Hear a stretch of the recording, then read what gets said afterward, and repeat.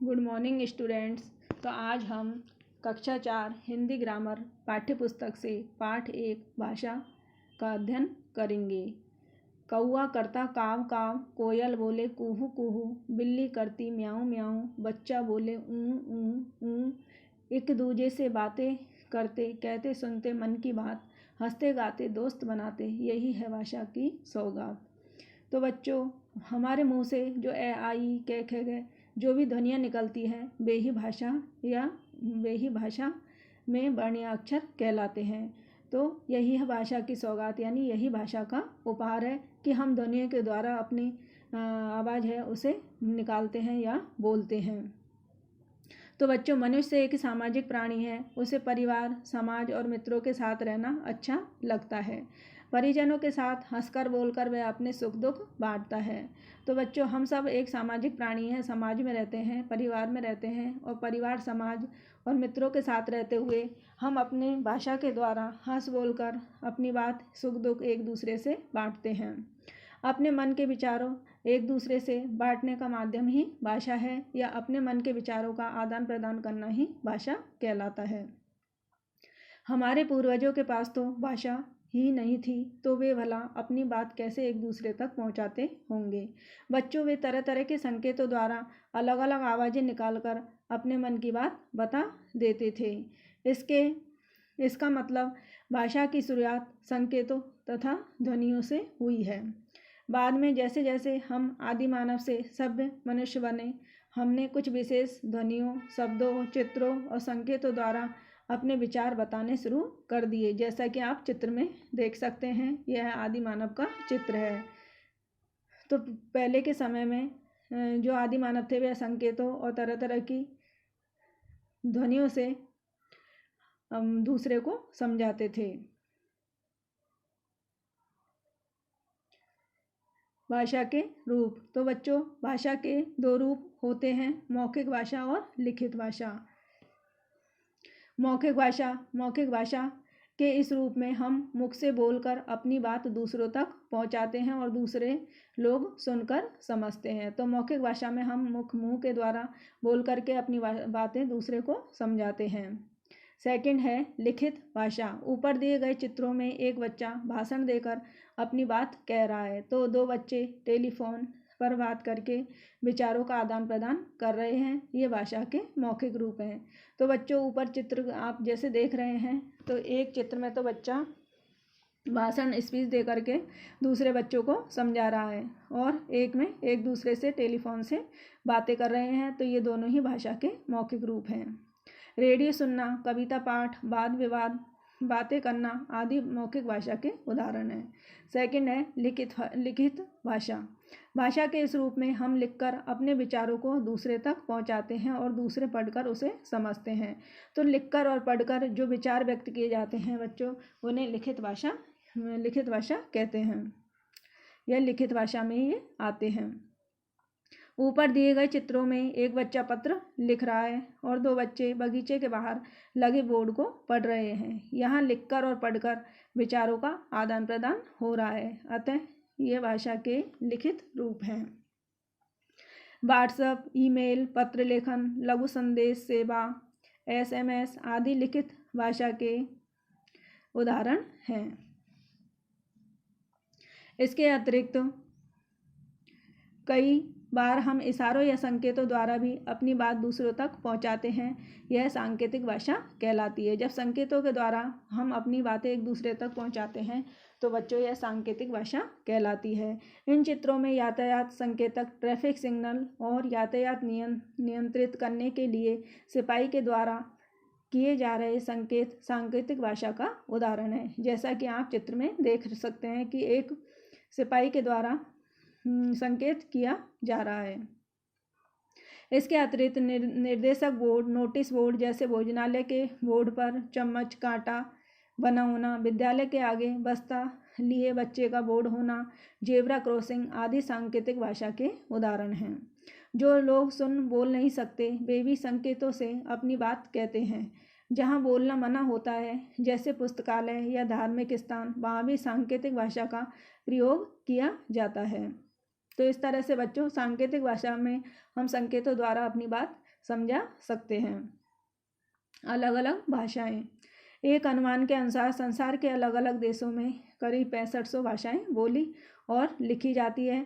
हमारे देश के आधिकारिक रूप से करीब 22 भाषाएं बोली और लिखी जाती हैं। भारत के विभिन्न राज्यों में बोली जाने वाली कुछ भाषाएं। पंजाब में पंजाबी भाषा, गुजराती बोली जाती है। महाराष्ट्र में मराठी, तमिलनाडु में तमिल, ओडिशा में ओडिया, कर्नाटक में कन्नड़, उत्तर प्रदेश में हिंदी, असम में असमी और मणिपुर में मणिपुरी, कश्मीरी में कश्मीरी या डोगरी भाषा बोली जाती है। केरल में मलयालम, आंध्र प्रदेश में तेलुगु, बिहार में मैथिली, भोजपुरी या हिंदी बोली जाती है। गोवा में कोंकणी भाषा बोली जाती है। हमारे देश में सबसे ज़्यादा बोली जाने वाली भाषा हिंदी है, इसलिए यह राजभाषा के रूप में स्वीकृत है। राजभाषा यानी जो राजकीय कार्य होते हैं उनमें हिंदी भाषा को राजभाषा के रूप में स्वीकृत किया गया है।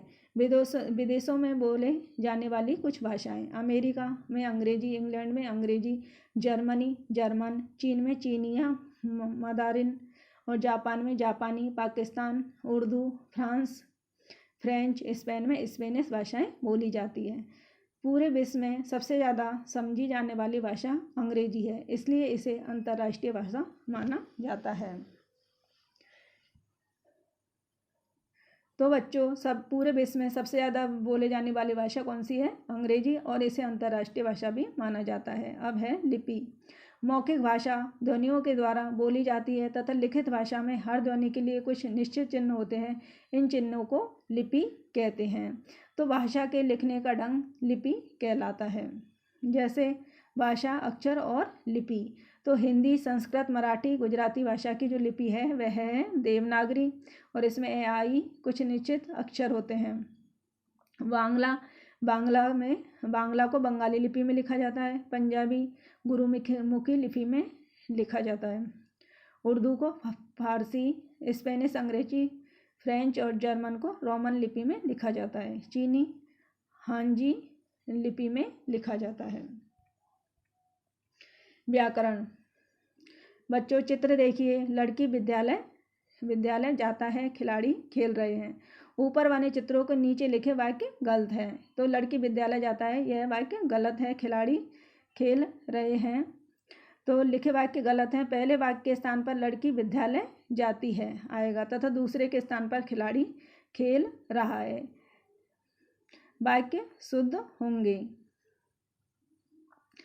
हम यह कैसे पता करें कि कोई वाक्य शुद्ध है या अशुद्ध? इसके लिए हमें भाषा के नियमों की जानकारी होनी चाहिए। भाषा के नियमों की जानकारी हमें व्याकरण से मिलती है। व्याकरण हमें भाषा के शुद्ध रूप का ज्ञान करवाता है, अर्थात शुद्ध बोलना लिखना सिखाता है। व्याकरण भाषा को शुद्ध रूप में लिखना, बोलना, पढ़ना सिखाता है। तो बच्चों, व्याकरण हमें क्या सिखाता है? तो व्याकरण भाषा को शुद्ध रूप में लिखना, बोलना और पढ़ना सिखाता है। आइए पाठ से संबंधित कुछ प्रश्न उत्तर देखते हैं। सेकंड क्वेश्चन है, लिखित मौखिक व सांकेतिक भाषा के दो उदाहरण लिखो। तो लिखित भाषा का उदाहरण है पत्र लेखन और ईमेल। मौखिक भाषा का उदाहरण है रेडियो सुनना, कविता पाठ। सांकेतिक भाषा का उदाहरण है traffic signal, zebra crossing. Third है, सही उत्तर पर घेरा लगाओ या राइट का निशान लगाओ। भाषा के सही रूप का ज्ञान कौन कराता है? तो व्याकरण भाषा के सही रूप का ज्ञान कराता है। लिपि किसे कहते हैं? तो लिखित भाषा के निर्धारित चिन्हों को लिपि कहते हैं। इन पे टिक लगाइए। संस्कृत व मराठी भाषा की लिपि कौन सी है? तो संस्कृत व मराठी भाषा की लिपि देवनागरी है, देवनागरी पर लगाइए। अंतर्राष्ट्रीय भाषा कौन सी है? तो अंतर्राष्ट्रीय भाषा अंग्रेजी है। इसी तरह से फोर्थ है, गुब्बारों में संबंधित भाषा का नाम लिखो। तो स्पेन से संबंधित भाषा है स्पेनिश, इंग्लैंड से संबंधित भाषा है अंग्रेजी, राजस्थान से संबंधित भाषा राजस्थानी, उत्तर प्रदेश से संबंधित भाषा है हिंदी और फ्रांस की फ्रेंच। आइए और कुछ प्रश्नोत्तर और देखते हैं। भाषा किसे कहते हैं? तो आंसर है अपने मन के विचार एक दूसरे को बांटने का माध्यम ही भाषा है। ख है भाषा के रूप लिखिए। तो बच्चों भाषा के दो रूप होते हैं, मौखिक और लिखित। ग लिपि किसे कहते हैं? आंसर है भाषा के लिखने का ढंग लिपि कहलाता है। घ व्याकरण हमें क्या सिखाता है? आंसर है व्याकरण भाषा को शुद्ध रूप में लिखना, बोलना और पढ़ना सिखाता है। सेकंड है लिखित, मौखिक व सांकेतिक भाषा के दो उदाहरण लिखिए। लिखित भाषा में पत्र लेखन और ईमेल आते हैं। मौखिक भाषा में रेडियो सुनना और कविता पाठ आता है। सांकेतिक भाषा में ट्रैफिक सिग्नल, जेब्रा क्रॉसिंग आदि आते हैं। थर्ड है सही उत्तर लिखिए। क भाषा के सही रूप का ज्ञान कौन कराता है? आंसर है व्याकरण। क लिपि किसे कहते हैं? आंसर है लिखित भाषा के निर्धारित चिन्हों को लिपि कहते हैं। ग संस्कृत में मराठी भाषा की लिपि कौन सी है? तो इसकी लिपि है देवनागरी। घ अंतर्राष्ट्रीय भाषा कौन सी है? तो आंसर है अंग्रेजी। तो बच्चों इन अभ्यास और प्रश्नोत्तरों को कॉपी में करिए। धन्यवाद।